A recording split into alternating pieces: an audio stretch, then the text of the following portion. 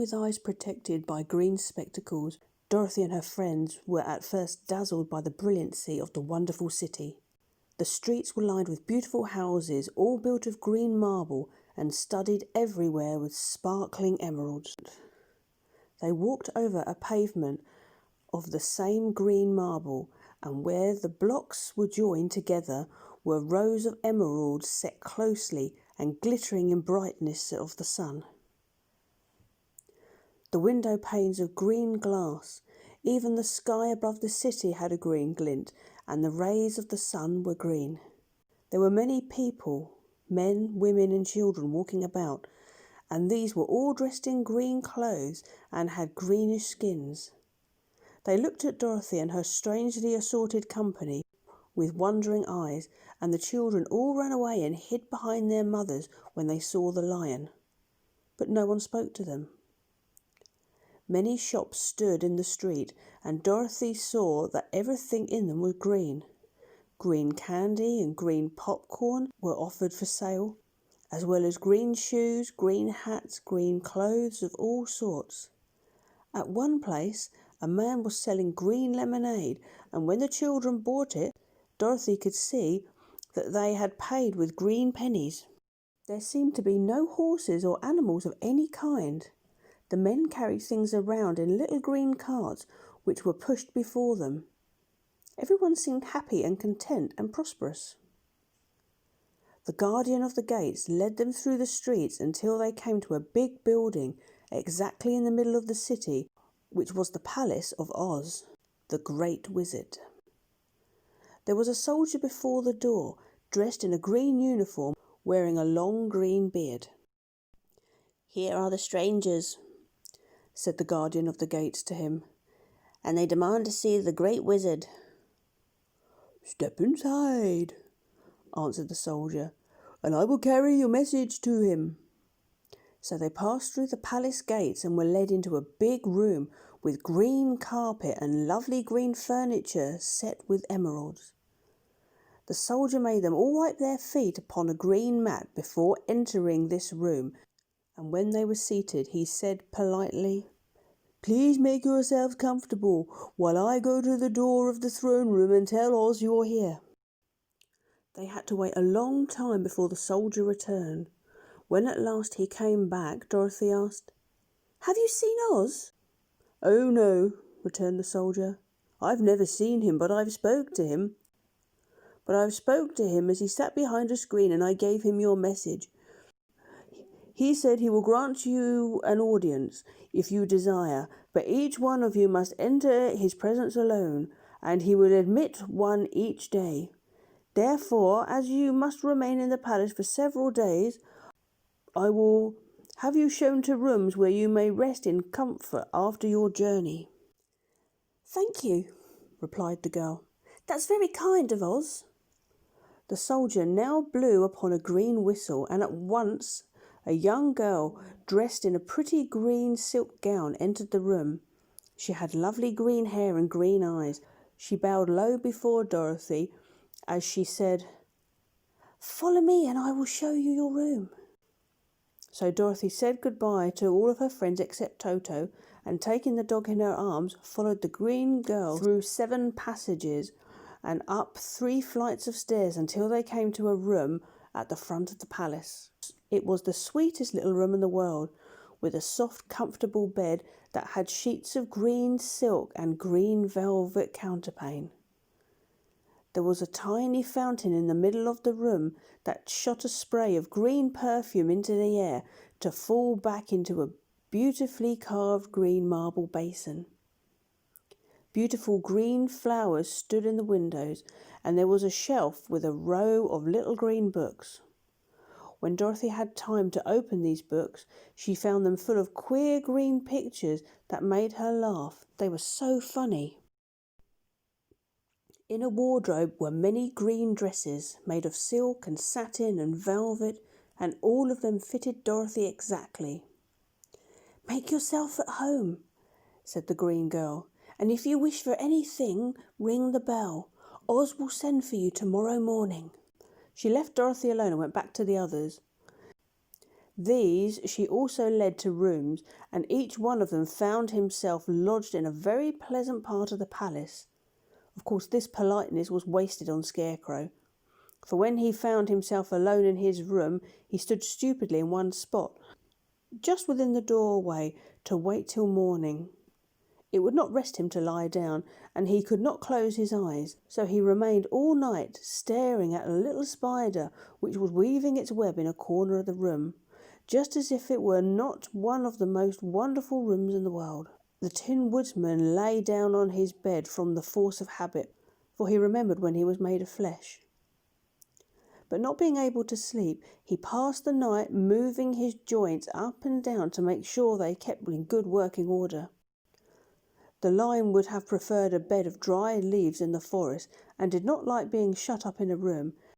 He had too much sense to let this worry him, so he sprang upon the bed and rolled himself up like a cat, and purred himself to sleep in a minute.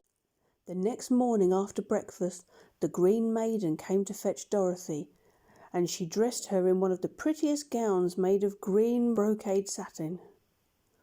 Dorothy put on a green silk apron and tied a green ribbon round Toto's neck, and they started for the throne room of the Great Oz. First they came to a great hall in which there were many ladies and gentlemen of the court, all dressed in rich costumes. These people had nothing to do but to talk to each other, but they always came to wait outside the throne room every morning, although they were never permitted to see Oz. As Dorothy entered, they looked at her curiously, and one of them whispered, "Are you really going to look upon the face of Oz the Terrible?" "Of course," answered the girl, "if he'll see me." "Oh, he'll see you," said the soldier who had taken her message to the wizard, "although he does not like to have people ask to see him. Indeed, at first he was angry, and I said I should send you back to where you came from. Then he asked me what you looked like, and when I mentioned your silver shoes, he was very interested. At last I told him about the mark upon your forehead. He decided he would admit you this presence." Just then a bell rang, and the green girl said to Dorothy, "That is the signal. You must go to the throne room alone." She opened the little door, and Dorothy walked boldly through and found herself in a wonderful place. It was a big round room with a high arched roof, and the walls and ceiling and floor were all covered with large emeralds set closely together. In the centre of the roof was a great light, as bright as the sun, which made the emeralds sparkle in a wonderful manner. But what interested Dorothy most was the big throne of green marble that stood in the middle of the room. It was shaped like a chair and sparkled with gems, as did everything else. In the centre of a chair was an enormous head, without a body to support it or any arms or legs whatsoever. There was no hair upon its head, but it had eyes and a nose and a mouth, and was much bigger than the head of the biggest giant. As Dorothy gazed upon this with wonder and fear, the eyes turned slowly and looked at her sharply and steadily. Then the mouth moved. Dorothy heard it say, "I am Oz, the Great and Terrible. Who are you, and why do you seek me?" It was not such an awful voice as she had expected to come from a big head, so she took courage and answered, "I am Dorothy, the small and meek. I have come for your help." The eyes looked at her thoughtfully for a full minute. Then the voice said, "Where did you get the silver shoes?" "I got them from the Wicked Witch of the East when my house fell on her and killed her," she replied. "Where did you get the mark upon your forehead?" continued the voice. "That's where the Good Witch of the North kissed me and bade me good-bye and sent me to you," said the girl. Again the eyes looked at her sharply, and they saw she was telling the truth. Then Oz asked, "What do you wish me to do?" "Send me back to Kansas, where my Aunt Em and Uncle Henry are," she answered earnestly. "I don't like your country, although it's very beautiful, and I'm sure Aunt Em will be dreadfully worried over me being away for so long."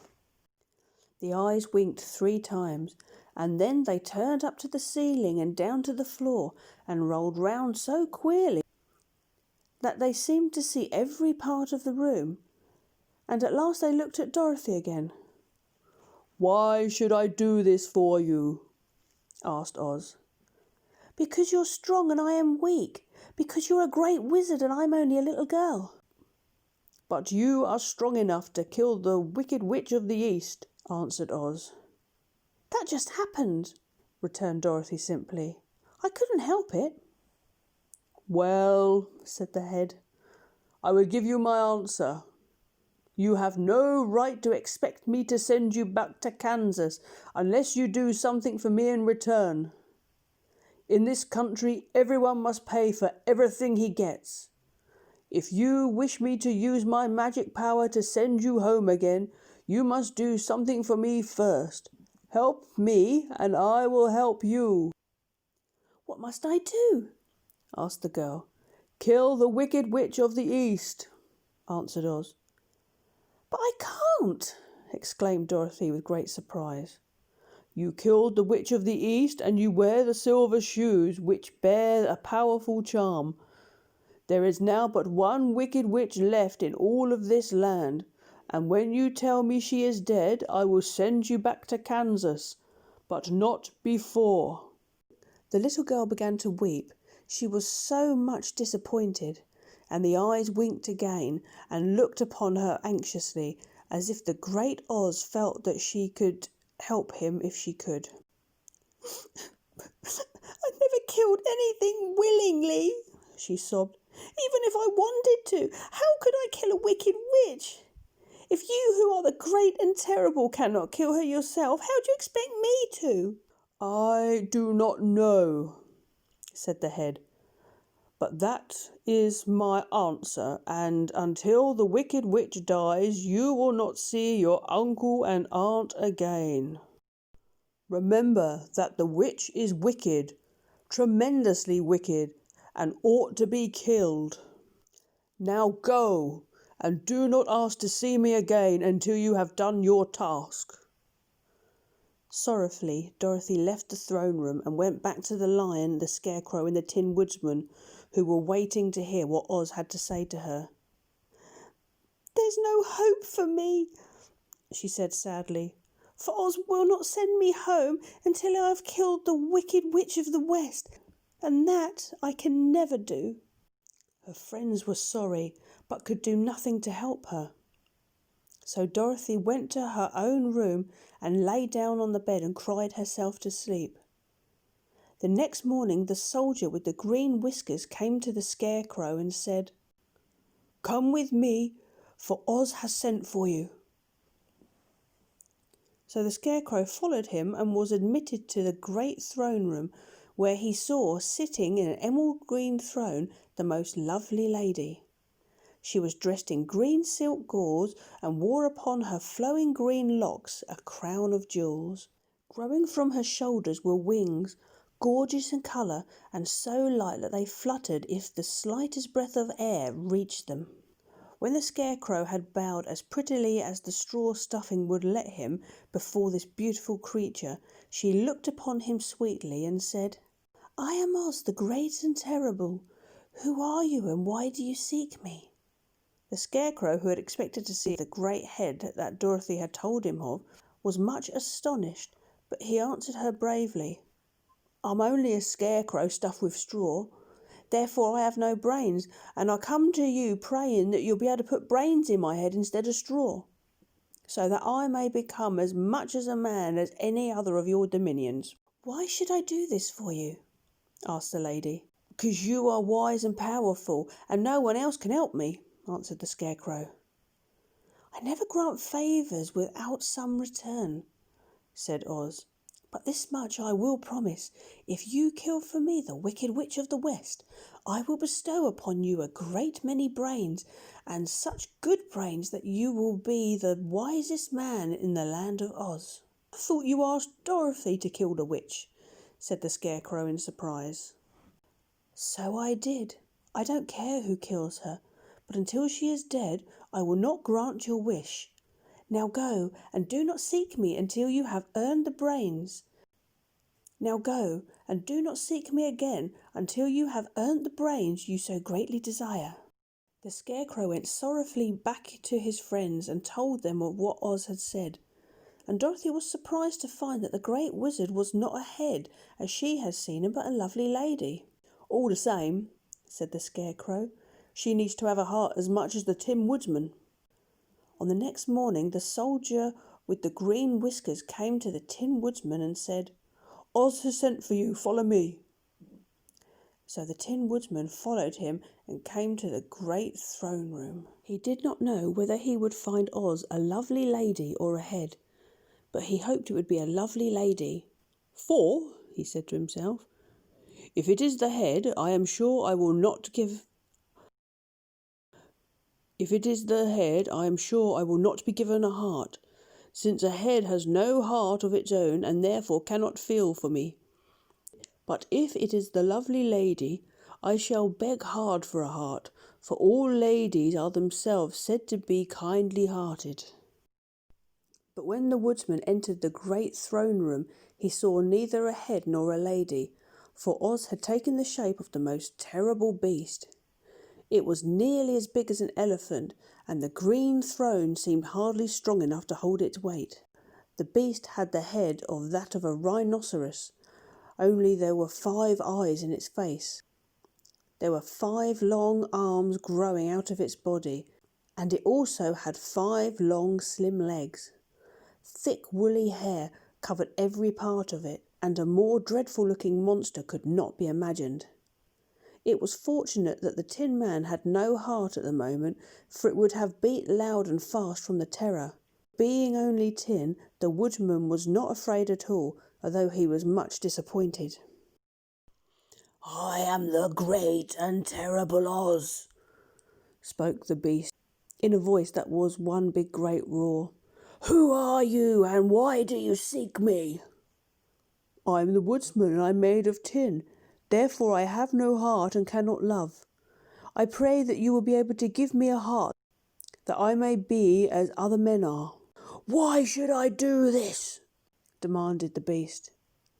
"Because I ask it, and you alone can grant my request," answered the Woodsman. Oz gave a low growl at this, but said gruffly, "If you indeed desire a heart, you must earn it." "How?" asked the Woodman. "Help Dorothy kill the Wicked Witch of the West," replied the beast.